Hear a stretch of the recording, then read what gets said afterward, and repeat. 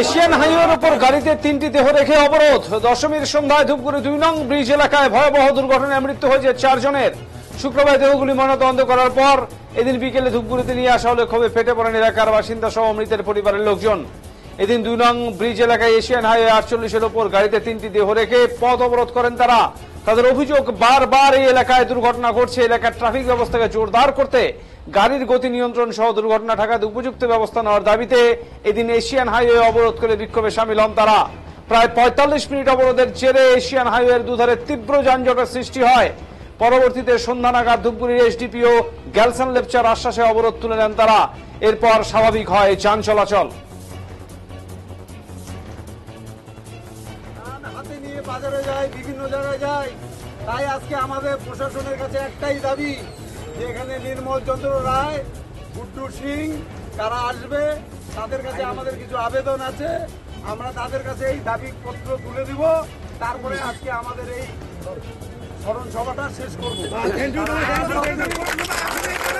আবার আপনাদের জানিয়ে রাখি, এশিয়ান হাইওয়ের উপর গাড়িতে 3টি দেহ রেখে অবরোধ। দশমীর সন্ধ্যায় ধূপগুড়ি 2 নং ব্রিজ এলাকায় ভয়াবহ দুর্ঘটনায় মৃত্যু হয়েছে 4 জনের। শুক্রবার দেহগুলি ময়নাতদন্ত করার পর এদিন বিকেলে ধূপগুড়িতে নিয়ে আসা হলে ক্ষোভে ফেটে পড়েন এলাকার বাসিন্দা সহ মৃতের পরিবারের লোকজন। এদিন 2 নং ব্রিজ এলাকায় এশিয়ান হাইওয়ে 48-এর উপর গাড়িতে 3টি দেহ রেখে পথ অবরোধে সামিল হন তারা। তাদের অভিযোগ, বারবার এই এলাকায় দুর্ঘটনা ঘটছে। এলাকার ট্রাফিক ব্যবস্থাকে জোরদার করতে, গাড়ির গতি নিয়ন্ত্রণ সহ দুর্ঘটনা ঠেকাতে উপযুক্ত ব্যবস্থা নেওয়ার দাবিতে এদিন এশিয়ান হাইওয়ে অবরোধ করে বিক্ষোভে সামিল হন তারা। প্রায় 45 মিনিট অবরোধের জেরে এশিয়ান হাইওয়ের দুধারে তীব্র যানজটের সৃষ্টি হয়। পরবর্তীতে সন্ধ্যা নাগাদ ধূপগুড়ির এসডিপিও গ্যালসান লেপচার আশ্বাসে অবরোধ তুলে নেন তারা। এরপর স্বাভাবিক হয় যান চলাচল। হাতে নিয়ে বাজারে যায়, বিভিন্ন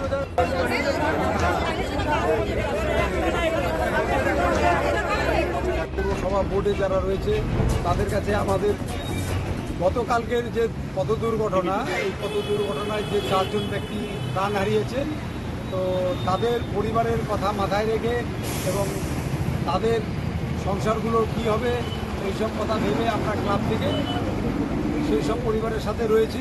আন্দোলন হিসেবে কি নেওয়া হয়েছে এবং আজকে আমাদের যেটা দাবি ছিল, সেই দাবি যেমন মৃত পরিবারগুলোর আর্থিক সহায়তার সঠিক ব্যবস্থা করতে হবে, ছিল যে হাই মাস্ট লাইট দিতে হবে, হাই ট্রাফিক ব্যবস্থা করতে হবে, পথবাতি দিতে হবে এবং রাস্তা সম্প্রসারণ ও ওয়েনওয়ের ব্যবস্থা করতে হবে। এই দাবিগুলো কার সামনে রাখলেন? এই দাবিগুলো আমাদের জনগণের সামনে, আমাদের পাড়ার 15 নম্বর 16 নম্বর ওয়ার্ডের প্রত্যেকটা মানুষের কাছে যেটা আমরা রেখেছি। সেই সাথে সাথে আমরা যাদেরকে বলেছিলাম, আমাদের বিধায়ককে বলেছিলাম যে আপনি আসবেন স্যার, তারপরে আমাদের বোর্ডের যে ভাইস চেয়ারম্যান গুড্ডু সিংকেও বলেছিলাম, ওনারা কেউ আসেনি। তো আমরা দেখলাম রাত হয়ে যাচ্ছে, লাশগুলো সৎ কাজ করতে হবে।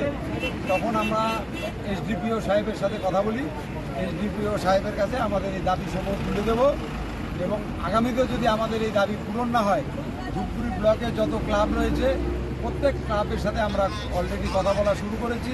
তাদেরকে নিয়ে ধূপগুড়ি ট্রাফিকে আমাদের আন্দোলন আমার 7 দিনের মধ্যে। কি আশ্বাস দিলেন এসডিপিও? এসডিপিও বললো যে পথবাতিকা এবং ট্রাফিকের যে ব্যবস্থা এটা আমরা করে দিব এবং বাকিগুলো তো আমাদের হাতে নেই, সেই ব্যাপারে আমরা কিছু বলতে পারবো। তো কতক্ষণ অবরোধ ছিল আপনার? 45 থেকে 50 মিনিট।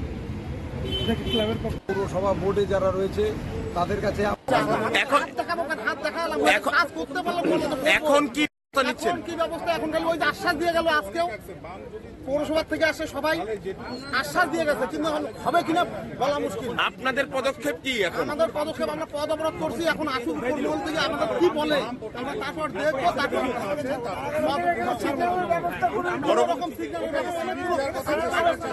আমাদের পৌরসভার মধ্যে ক্যাম্প হেভি থাকবে না, এখানে ক্যাম্প থাকবে না, আমাদেরকে বুঝাও হেভি ক্যাম্প থাকবে না।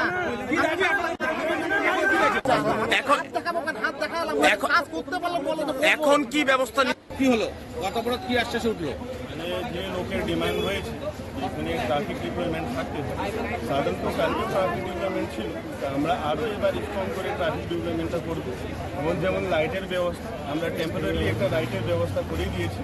আর আমরা কনসার্ন অথরিটির সঙ্গে কথা বলবো কি এখানে পার্মানেন্ট স্ট্রাকচার, লাইটের স্ট্রাকচারটা লাগানোর জন্য এবং রোডটা উইথ করার মানে চওড়াই করার জন্যটা আমরা এটা ন্যাশনাল হাইওয়ে অথরিটির সঙ্গে মানে ওনাদের সঙ্গে পরিচয় করে কথা বলি। এইটুকুই আছে। স্যার, স্থানীয় বাসিন্দাদের কি দাবি ছিল? আজকে ওনাদের দাবি এটাই রয়েছে কি এখানে পুলিশ প্রশাসন থাকতে হবে এই পয়েন্টে, আর এখানে লাইটের ফ্যাসিলিটিটা থাকতে হবে এবং রোডটা চওড়া থাকতে হবে। এটা মানে ওদের ডিমান্ডগুলো ছিল। তো সেই অনুযায়ী আমি বললাম কি যেটা আজকে করা যায়, যেমন প্রশাসন দেওয়া এবং লাইটটা দেওয়া, সেটা আমরা করে দিচ্ছি।